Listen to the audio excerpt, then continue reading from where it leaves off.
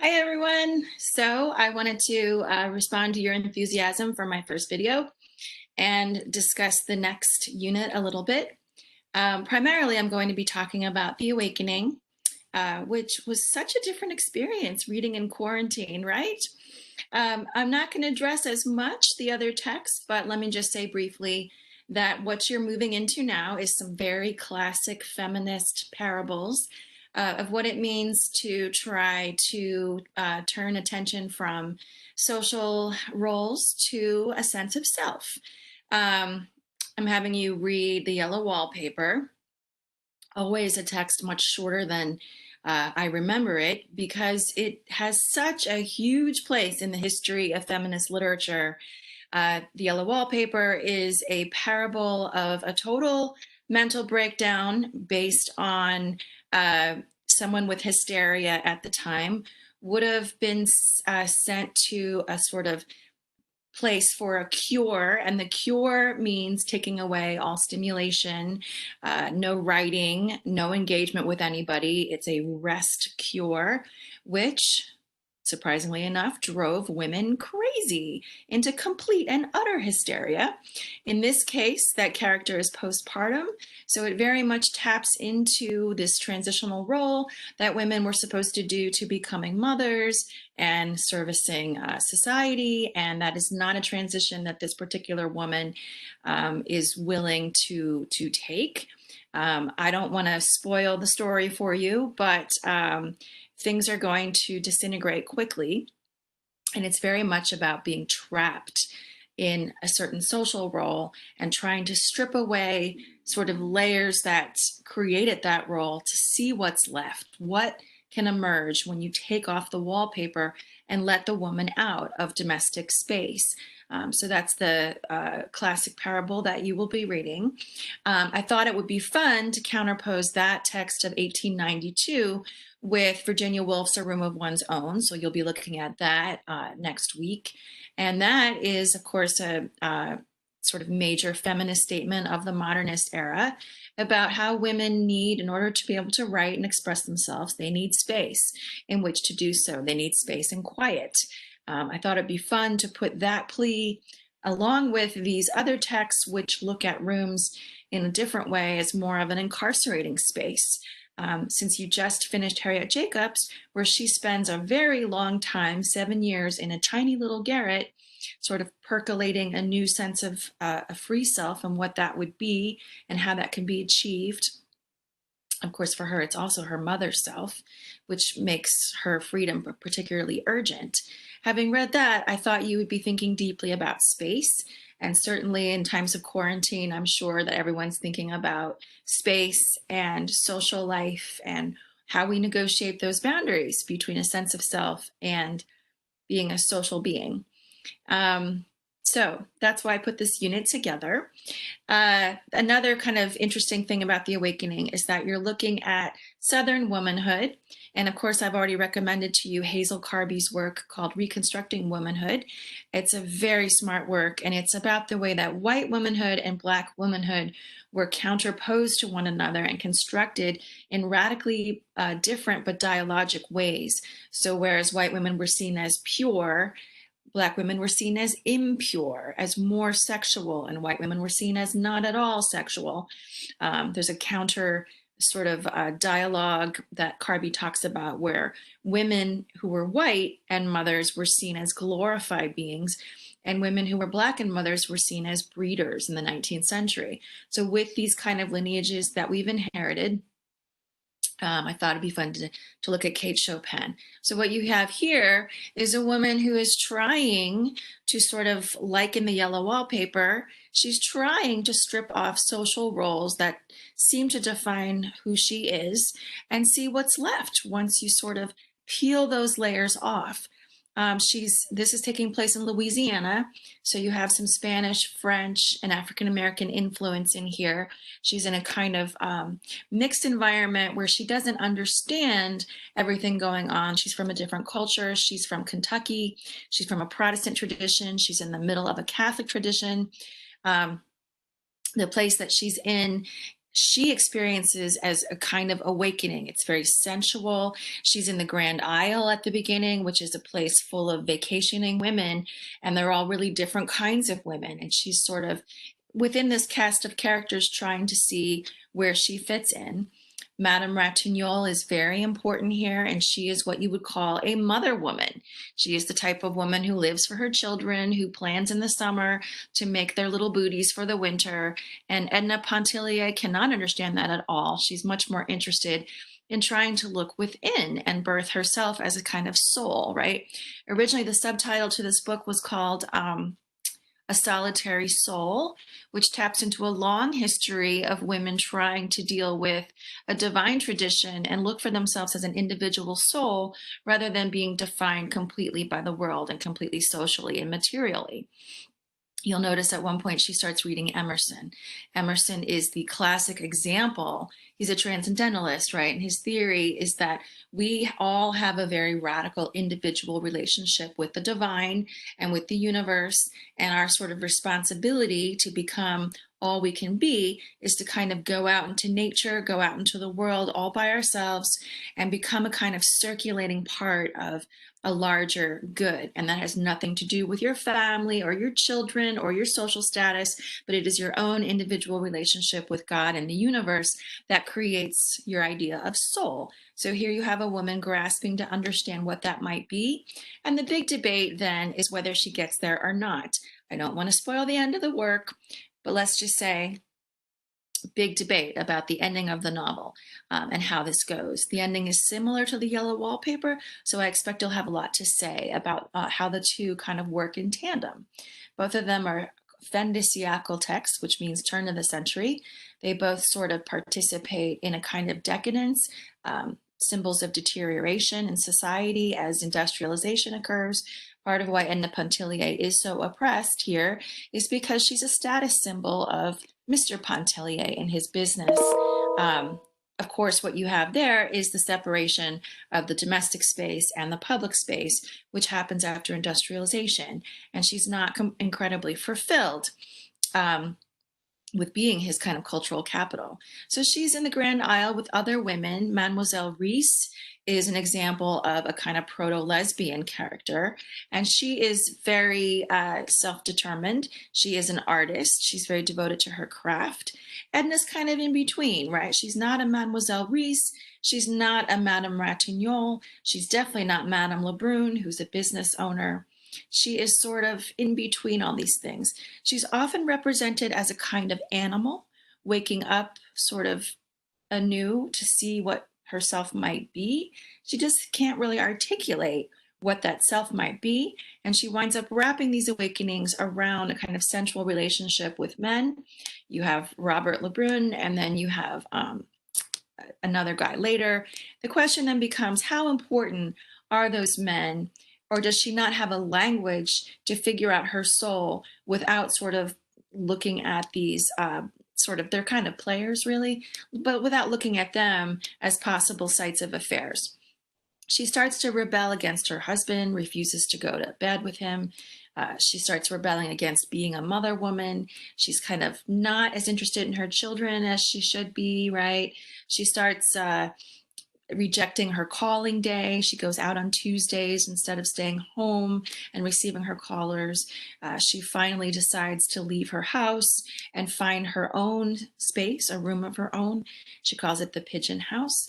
There's much imagery of caged birds, birds that cannot fly, birds that have broken wings, lots of imagery of the sensual qualities of nature kind of subsuming her journey. She's not really sure how to position herself in the universe. So all of those things are incredibly important. Passage that I want to look at to kind of make this sing for you a little bit is a very famous passage where she falls asleep for a long afternoon. She's been visiting a cathedral. She's overwhelmed by the sort of oppressive environment of the cathedral and goes to Madame Antoine's to rest.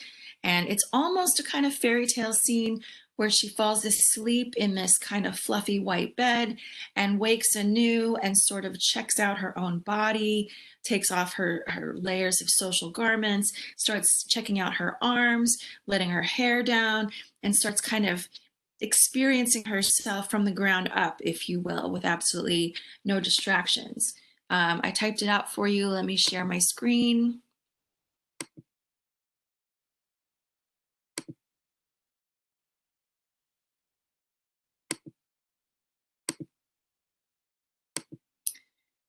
This is the passage that I want to emphasize. And in part 2 of this lecture series, I'm going to bring in a former student who actually was deeply inspired by this passage to do a study of a kind of different topic. I'll let him introduce it, but this is kind of my segue here. This passage is famous because she declares herself a kind of Rip Van Winkle character. She is convinced that she slept for 100 years and asserts that. Now, Rip Van Winkle, right, is a very important early story in American culture. It's Washington Irving. He collected Dutch tales from upstate New York.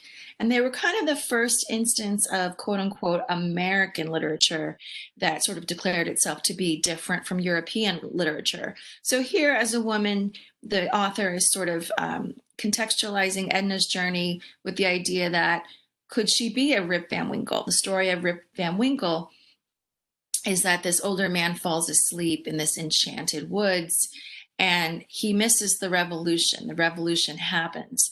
He wakes up. He was a colonial subject. He wakes up and the revolution has occurred. And it's like overnight, the country became a country, right? And he has to kind of deal with the change and what happened. So what you're getting here is a sense that there's an internal revolution happening within Edna and possibly a way to think about where women might fall in terms of American culture, American literature, American citizenship. So look at how fairy tale this passage is here. She's completely isolated from her social context. She's in an immaculately clean, big four-posted bed. It's snow white. Think of this as a kind of sort of fairy tale moment, almost a Sleeping Beauty. She's invited to repose. It's completely isolated. There's a disabled boat lying keel upward, which means there's something that has to be healed here. There's some reason that she's alone in this journey. So here she's left alone in the little side room. What does she do? She loosens her clothes. She removes the greater part of them. Women's fashions at this time provided much heaviness, much burdens, right? Even today, we think of women's clothing as very different than male clothing. It can be very restrictive. And it can also like transform the bodies in ways for a social lens that maybe aren't that comfortable, right? So think of that writ large at a time when you would have a lot of fashionable clothing. She takes them all off. She bathes her face, her neck, and arms in the basin. So it's very much a baptismal scene, right? She takes off her shoes and stockings and stretches herself in the center of a high white bed, right? She's not sleeping with her husband. She's not subject to his night wakings to check on the children. This is complete and utter sense of self that she's trying to uncover. She's in the country, of course, trying to escape her own social status. She stretches her strong limbs that ached a little, ran her fingers through her loosened hair for a while. There's a lot of emphasis in the text on her body. Her body is not very feminine. It's a very masculine, kind of muscular type of body that has the potential to swim. All of these are metaphors for what you can do anchored in your own body that doesn't necessarily conform to what culture wants a woman to be. She looks at her arms, holds them straight up and rubs them one after another, observing them as if it were something she saw for the first time, the fine, firm quality and texture of her flesh. She clasped her hands easily above her head, and thus she fell asleep. So basically what you have here is a sort of journey into the center of herself, where she's trying to awaken. But what does it mean to awaken, right?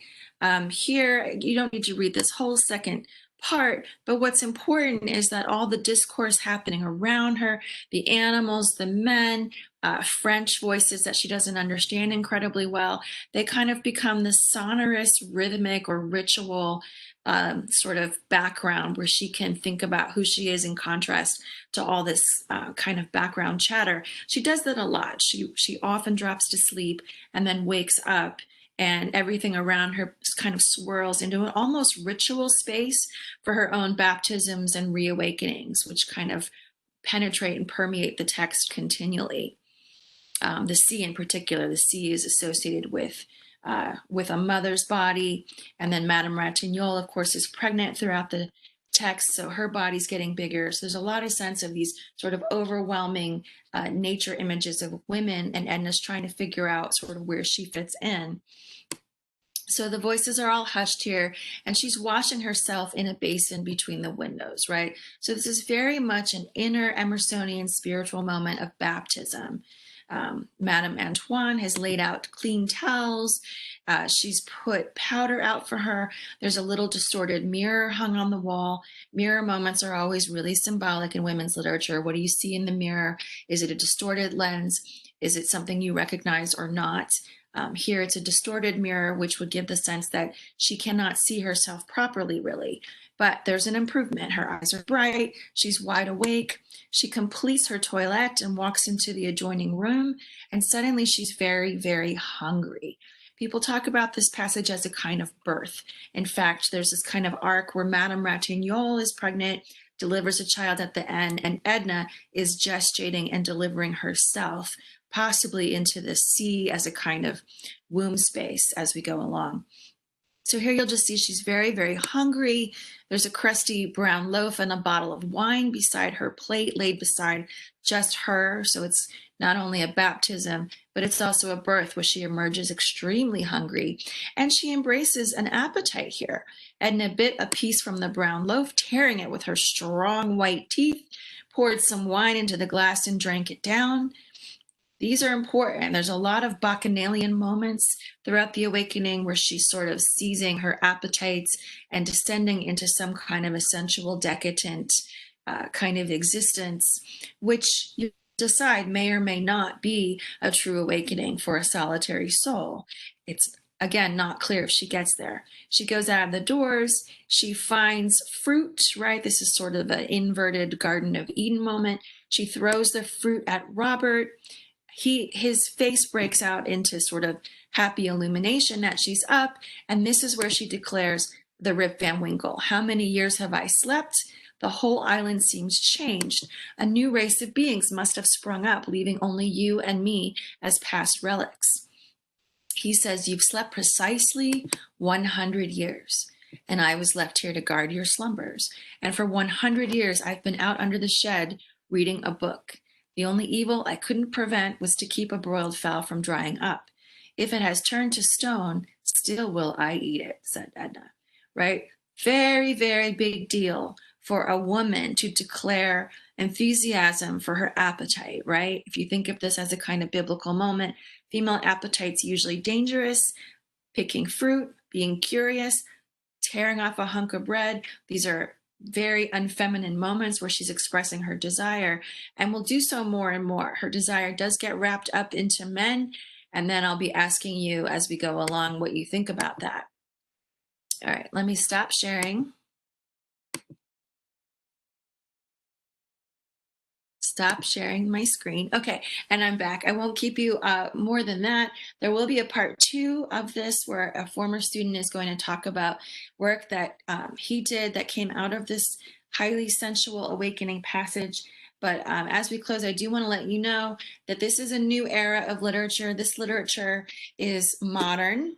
Modernist literature is a little different from 19th century literature, heavily influenced by Darwin, Marx, and Freud, 3 big intellectual thinkers, all of them who made a contribution to decentering the sense of self that the 19th century had. In the 19th century, the idea of the self was that it could shape its own destiny. In the 20th century, things kind of reversed a little bit. You kind of tend to get subsumed by environments that are more powerful than you, more culturally determined than you possibly could be. So modernist tales tend to not end as happily. Self-determination is a little bit more of a struggle in modernist novels. And this would be considered a naturalist novel, where the environment and the culture surrounding her, the Creole environment, is kind of more powerful than her, no matter what she tries to do. I also note that the language in this text, which I love the lyricism, I love the imagery, I love the ritualistic nature, even the people walking around the grand aisle, the lovers, the lady in black with her rosary, this kind of processional quality that kind of lulls Edna into rethinking her life. All of those are very, very beautiful, but they also demonstrate how powerful an environment is over a character. And the social world kind of often wins, even when modern women are sort of awakening and trying to figure out things for themselves. All right, I'll close this and then go to the next one, which is a conversation with a former graduate student named Richard Milligan.